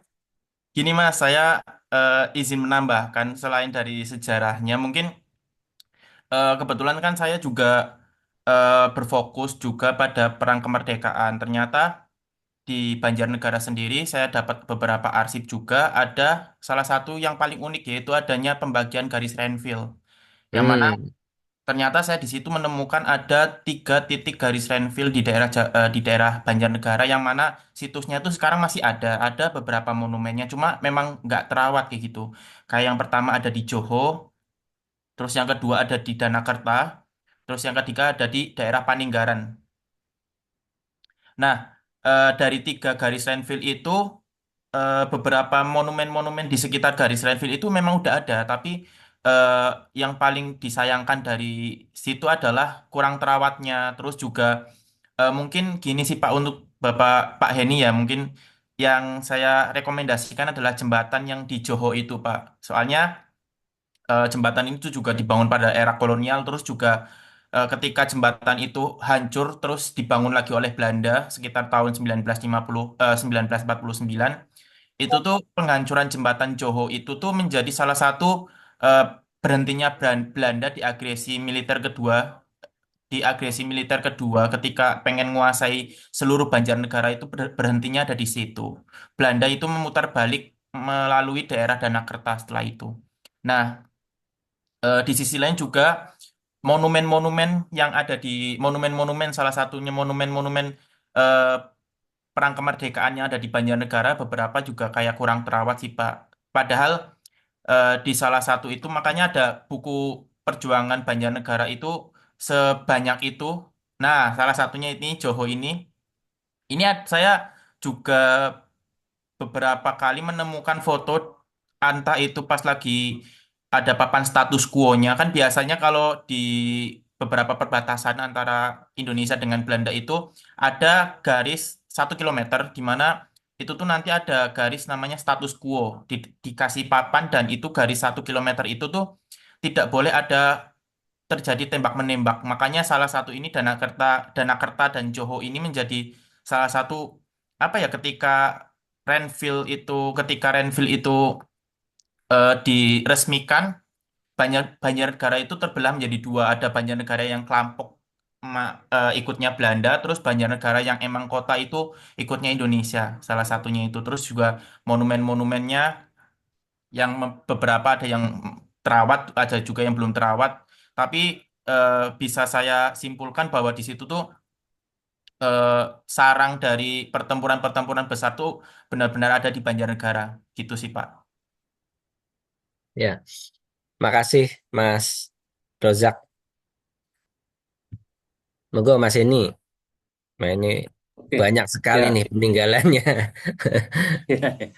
Ya, itu yang kemarin baru kita obrolin sama Pak Sam itu ya, tentang kita akan mencoba bikin buku yang lebih komprehensif terkait dengan era perjuangan ataupun pejuang gitu ya, karena pejuang pejuang Banjarnegara tidak hanya di era perang kemerdekaan, tapi sejak era eh, geger perang Pracina juga di desa saya ini Tambakan itu ada tokoh yang sangat masyhur namanya Mangun Yudo Sedaloji, yang dia Hmm. sudah berkolaborasi dengan pasukannya Kapitan Sepanjang di VOC, menyerbu benteng VOC di Kartosuro gitu. Dan mungkin Mas Rozak dari mana ini orang? Saya kebetulan S1-nya lulusan UNES juga, Pak. Oh gitu. Adik kelas S2? ini. Ilmu ilmu sejarah 2017.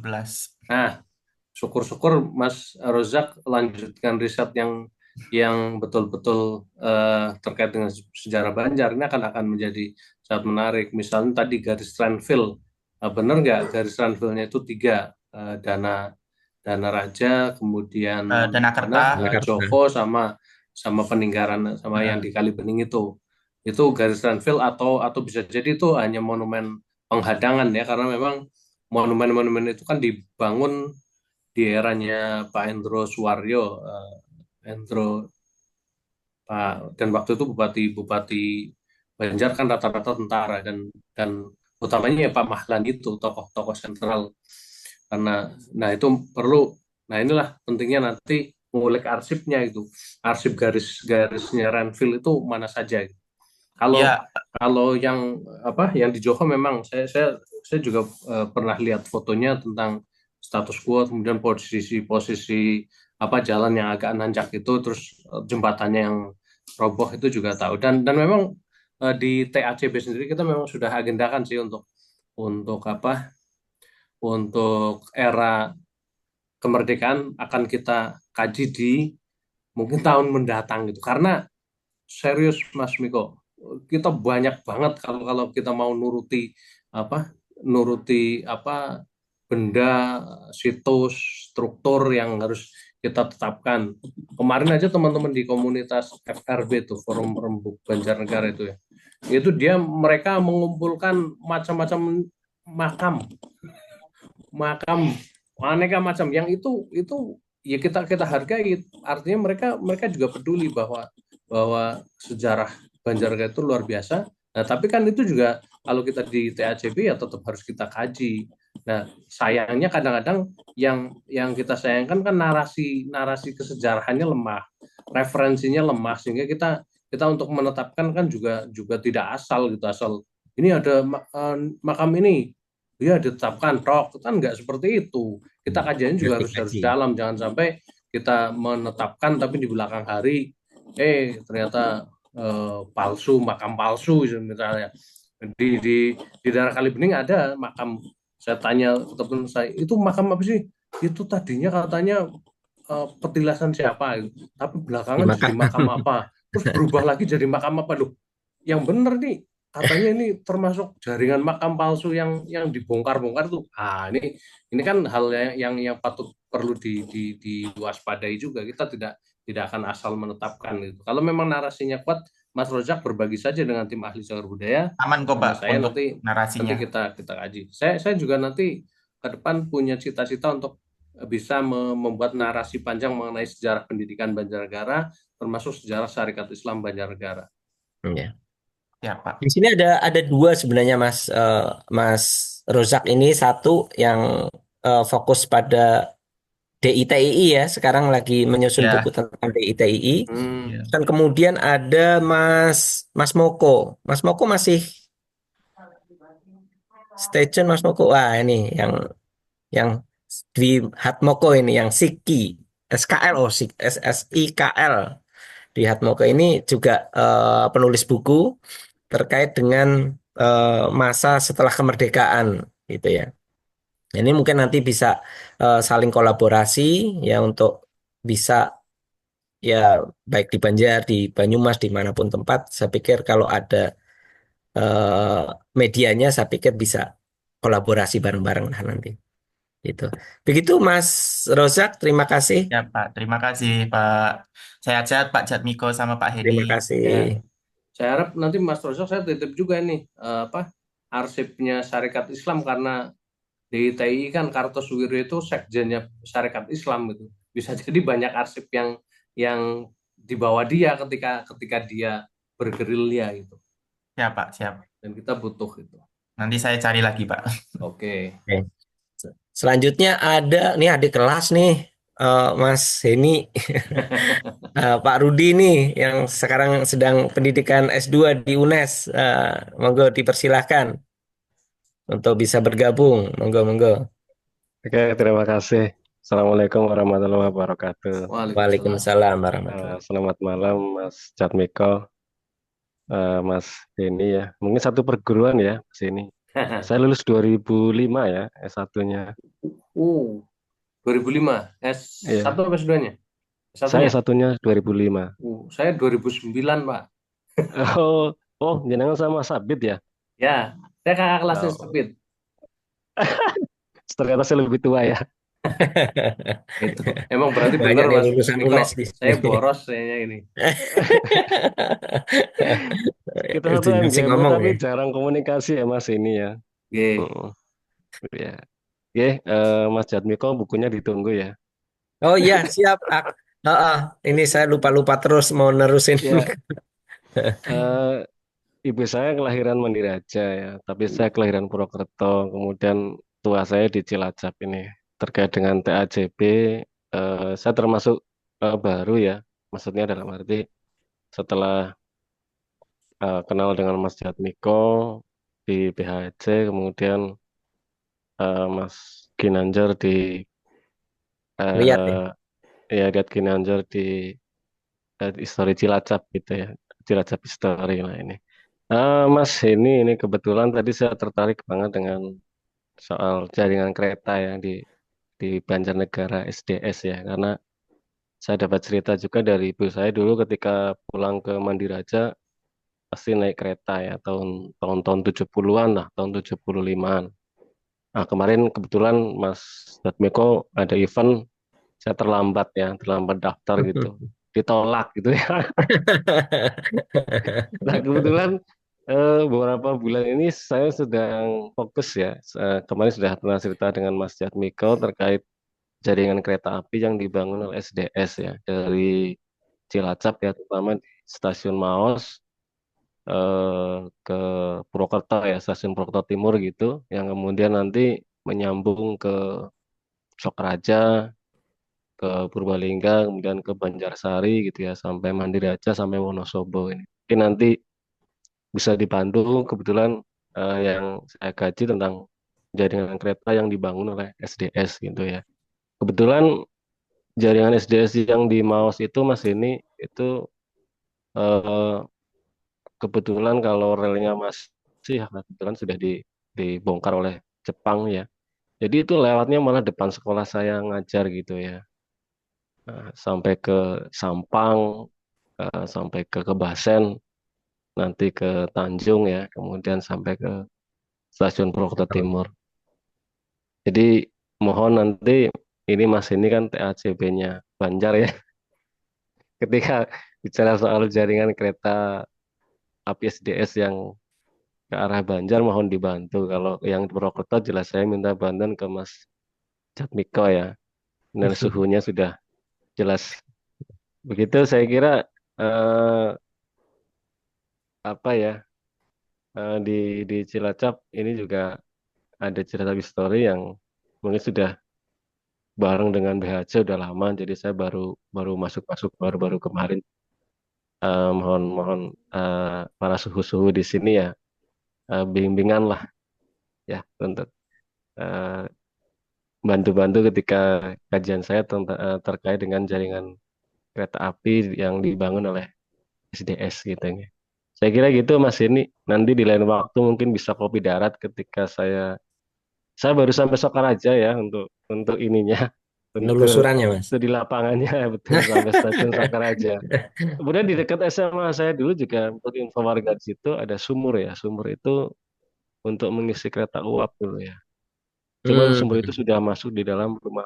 Nah, tapi saya juga belum ngecek karena itu masih berupa info. Jadi masih kajiannya masih cukup lama. Baik. Kalau relnya sih masih ada yang tersisa di pertigaan Sampang itu ya, yang Ya, mau ya, menuju ke Kebasen. Itu mungkin Mas Jatmiko udah paham. ya, ya. Saya kira gitu. Terima kasih Baik. Mas ini. Assalamualaikum Terima warahmatullahi kasih, wabarakatuh. Mas Rudi. Waalaikumsalam warahmatullahi wabarakatuh. Itu Mas ini bisa dibantu nih Siap, siap. tesisnya. Siap. Itu nanti tinggal kita kasih infonya apa bukunya Prof Purnawan aja. Nah, Punya jaringan Kreatif SDS. Dan juga ternyata anu Mas, saya pernah ngadakan apa ya lomba karya tulis itu. Anak-anak Wonosobo itu di Wonosobo ya, itu mereka ada yang bikin karya tulis tentang kereta api itu menarik menarik juga. Mereka ya, ya. ngambil dari Delper misalnya, termasuk arsip-arsip tiket di era tahun 70-an itu dua 15 rupiah atau 35 rupiah gitu tiketnya kecil itu lucu-lucu. Oh ternyata ternyata menarik juga. Ya nanti tinggal kolaborasi aja lah. Siap. Begitu Mas Rudi, siap kami bantu ke Jogja lagi Mas. Baik. Begitu nggih. Terima kasih Mas Rudi. Selanjutnya ada Indah Putri, monggo. Mungkin bisa eh, dibuka videonya, bergabung di sini, Mbak Indah, Bu Indah, silakan.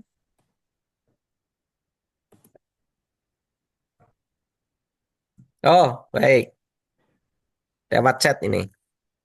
Ini ada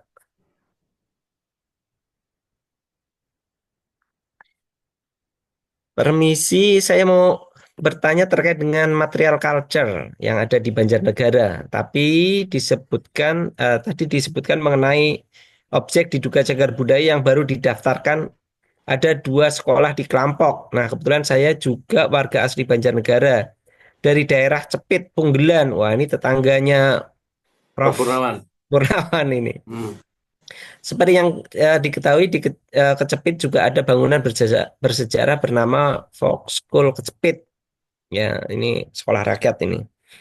Nah, peran politik etis Belanda sudah terlihat ada jejak di Banjarnegara. Selain sekolah-sekolah ini, kira-kira ada sekolah lain juga yang mempunyai nilai sejarah tinggi tidak ya?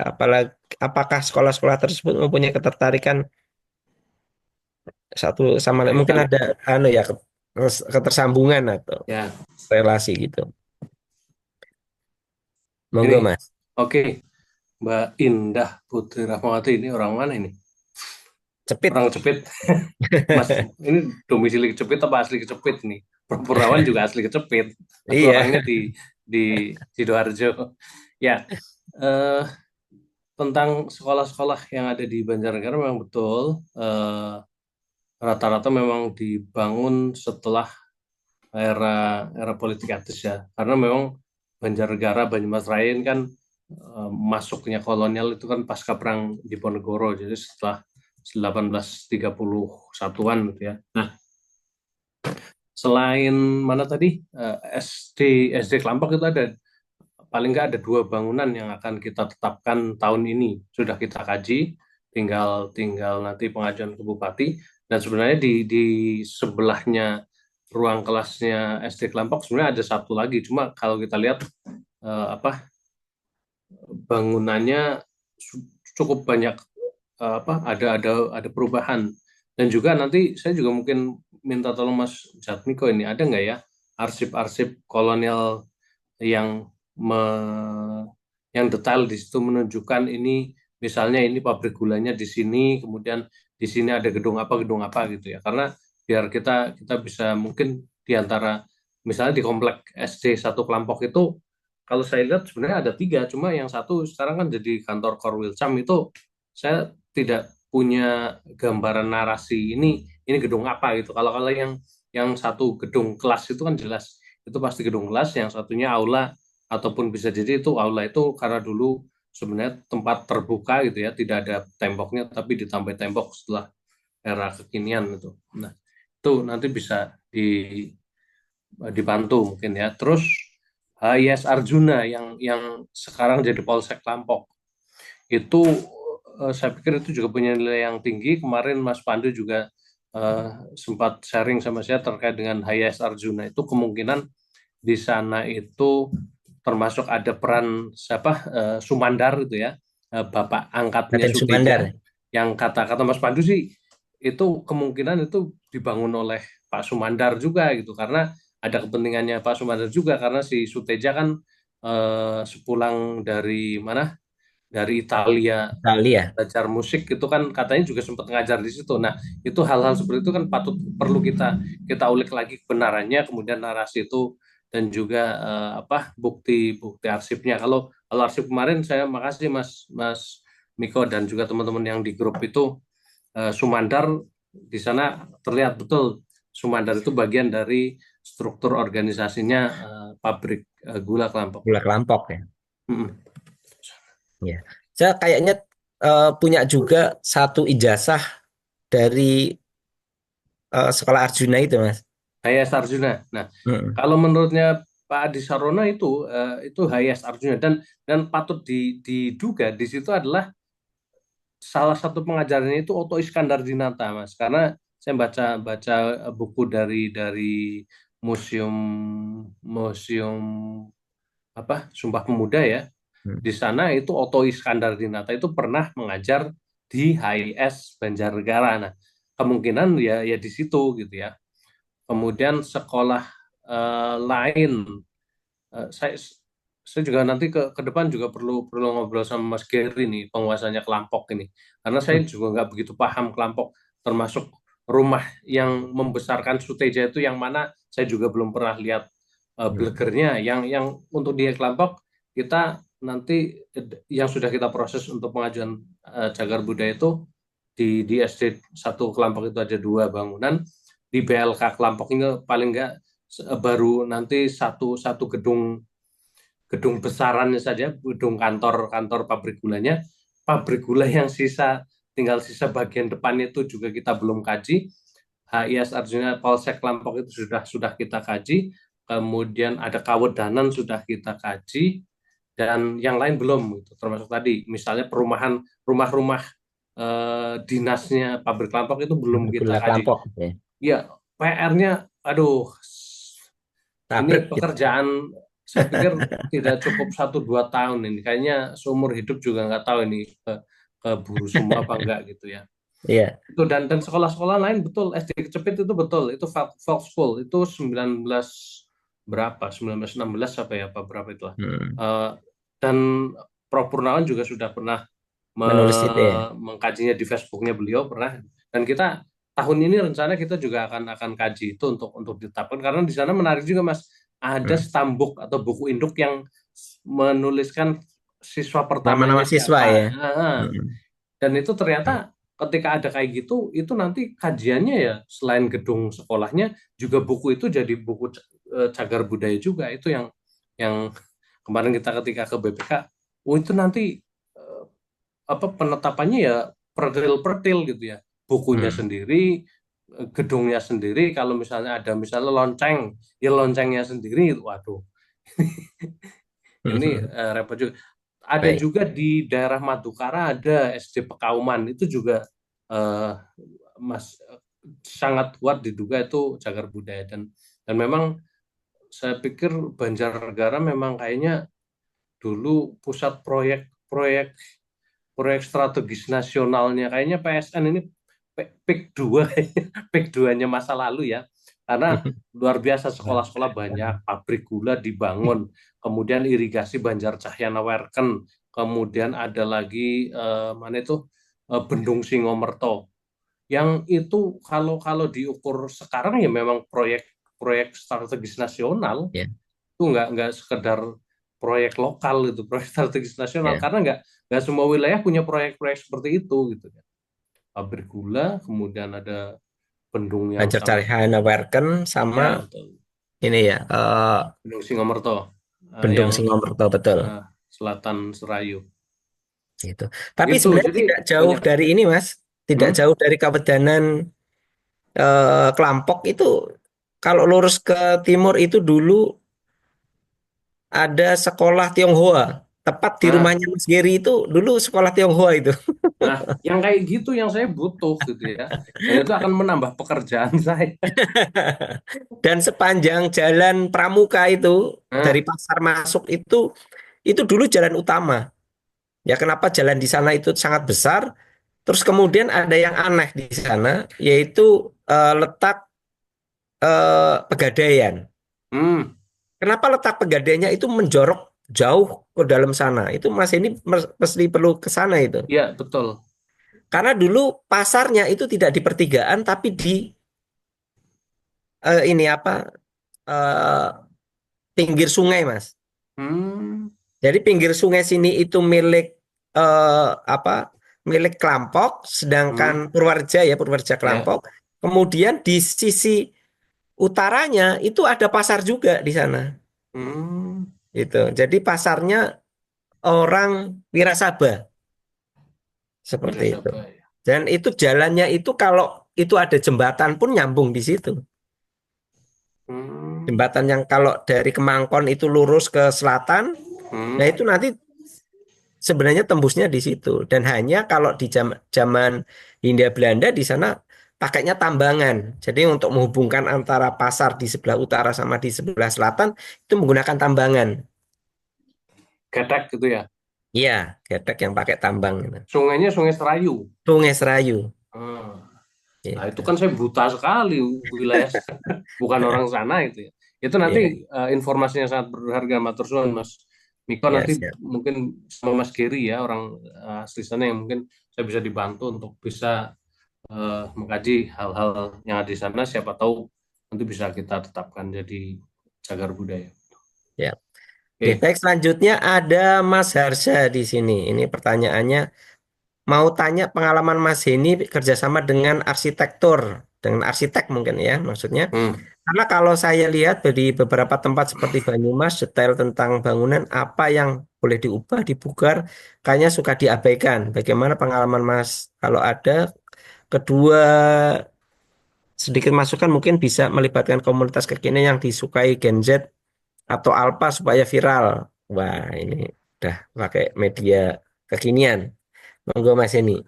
Oke, kalau kaitannya dengan arsitektur, eh, nah itu tadi kebetulan di tim kami memang dia cukup cukup cukup Lengkap ya. perfeksionis gitu ya, untuk mengaji itu dia harus harus ngukur. Kalau kalau saya gambaran Allah kira-kira aja, oh enggak, ini harus harus jelas bahannya apa, oh ternyata itu. Dan setelah saya renungkan, oh iya betul, karena ketika suatu saat betul ada upaya misalnya pemugaran ataupun perubahan, itu akan menjadi dasar kita ya, nanti akan dilihat kajiannya gitu, oh ini, Betul. dan termasuk foto-foto awalnya seperti apa gitu. Jadi eh, saya pikir ini, kalau dan saya pikir di semua kabupaten kota ketika menetapkan tim ahli cagar budaya, pastinya biasanya juga juga dari aneka macam latar belakang termasuk arsitektur Betul. gitu. Dan eh, apa ya, Perlu banyak masukan, kolaborasi ya Mas. betul, kolaborasi kolaborasi untuk Ada arsitektur, ada dari kesejarahan, terusan kemudian dari arkeologi, nah, kemudian ada maksudnya terus bagian hukum juga itu penting. Saya ya juga sangat terbantu karena di bagian hukum itu akan memperlancar ketika nanti penetapan, karena proses penetapannya penetapannya kan betul. harus memenuhi kaidah-kaidah tata tata hukum itu. Dan kalau melibatkan komunitas kekinian, ya ya biarkan anak-anak mereka berkreasi dengan dunianya. Kalau kalau saya waktu-waktu menggerakkan komunitas ya, mereka punya ide misalnya bikin IG @cagar budaya Banjar itu sudah followernya sudah 3.000-an lebih waktu itu, cuma masalahnya kena hack gitu, sehingga kemudian postingannya sudah tidak berani. Tapi kalau kita lihat isinya ya bagus, alhamdulillah. Anak-anak punya punya kreativitas tinggi ketika kita membuat desain-desain publikasi semacam semacam itu. Dan ketika kemudian mengajak Gen Z misalnya agar terlibat dengan kegiatan-kegiatan yang seperti ini, ya ada muatan-muatan Gen Z-nya juga. Misalnya kita ajak mereka sambil kita bikin mungkin apa giveaway untuk konten yang paling paling paling kreatif, paling banyak like-nya itu. Anak-anak kan sekarang memang dunia mereka kayak gitu ya, dunia dunia Betul. mereka dunia IG. Kalau kita kan dunia Facebook gitu ya.